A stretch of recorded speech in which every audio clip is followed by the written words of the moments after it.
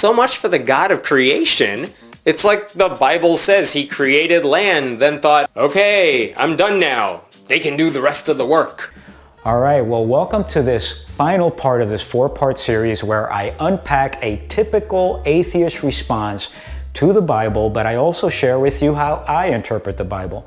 You know, I like to study and analyze the Bible, and I also use modern-day discoveries so that I can unpack the truth. A lot of atheists like this guy think that the Bible is just a waste of time and won't even bother to investigate it carefully and thoughtfully and just draw up their own conclusions, which usually ends up being a total misunderstanding. So take a look at what this guy has to say and then take a look at what I have to say, and then make your own determination of what sounds more reasonable and logical.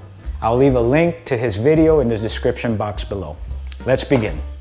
Then God said, "Let the land produce vegetation, seed-bearing plants and trees on the land that bear fruit with seed in it, according to their various kinds." And it was so. The land produced vegetation, plants bearing seed according to their kinds, and trees bearing fruit with seed in it according to their kinds. And God saw that it was good. And there was evening, and there was morning, the third day. Again, evening, morning, no sun. Doesn't make sense. Oh, Lord. So here's what doesn't make sense to me, right? What doesn't make sense to me is that at this point, he still doesn't understand that evening and morning have nothing to do with the sun, and it has everything to do with the Earth's rotation, right? So I talked about this a little bit more in detail in my first video, so you can go and check that out. Let's continue. But how do you make plants that bear fruit and vegetation when you can't have photosynthesis because, again, there's no sun? And how come the land has to produce all this stuff now? So much for the God of creation. It's like the Bible says he created land, then thought, okay, I'm done now. They can do the rest of the work. So I don't know how to respond to the sarcasm at the end of what he said, simply because it didn't make sense to me. And also, remember I mentioned that when somebody uses sarcasm with a quote-unquote God that they don't believe in, I personally tend to believe that that person is not objective and they have more of a personal problem, right? So, but anyway, he does raise a reasonable question.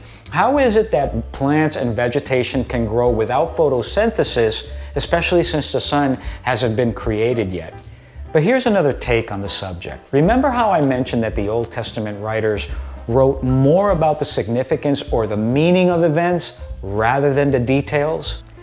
They are more concerned about who was there, what did he do, and why did he do it. So for the sake of argument, just for the sake of argument, let's just say there is a God of creation, right? The question becomes, why did he do what he did the way he did it? In other words, this is what I'm trying to say. Why did he create plants and vegetation before creating the sun? I believe that the meaning of this is to teach us that the source of life is actually God himself. He has the ultimate power to sustain life. Now, like I said, this is for the sake of argument. But if there really is a God of creation, then this makes perfect sense. Also, by this account, the first living things in the universe are plants and trees which are above ground. That's not true. The first forms of life were entirely in the sea, and they were single-celled organisms, not complex plants with the sort of sex organs that would allow them to produce seeds. So if you look at the geological history of the Earth's formation, he's actually right. The first living organisms were underwater. But just because Genesis doesn't mention that, doesn't mean that they were not part of creation. They obviously were. Genesis doesn't even say that plants and vegetation were the first living organisms. I mean, this is something that he put in there. Old Testament writers are not even going to use that type of terminology, and to think that they do is just ludicrous. The Bible doesn't say that these were the first living organism. It just mentions plants and vegetation in the course of events during the creation.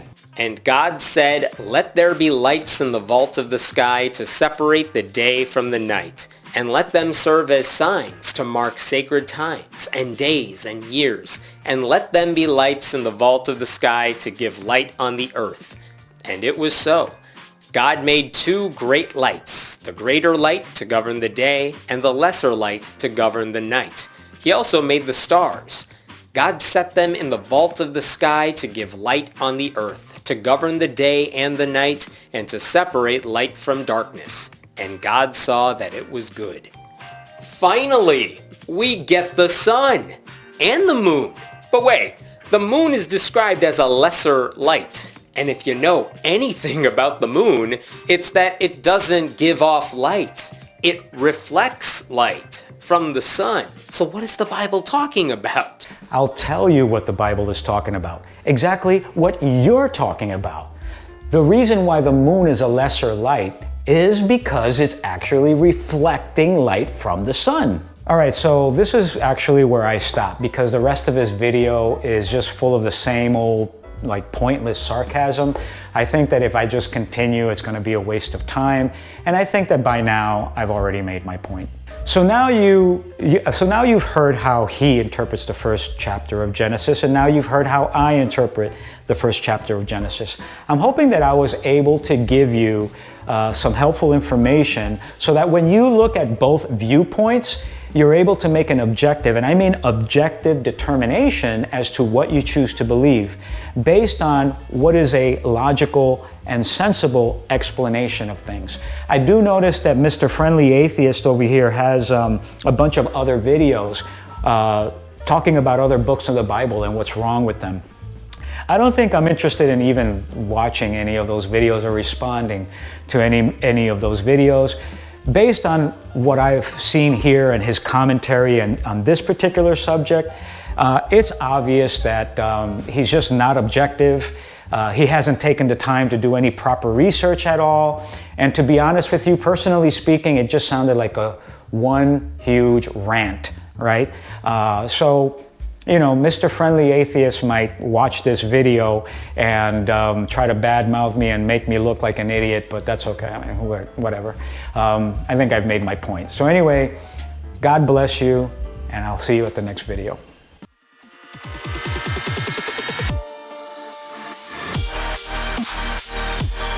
Do you know what's great about the Bible?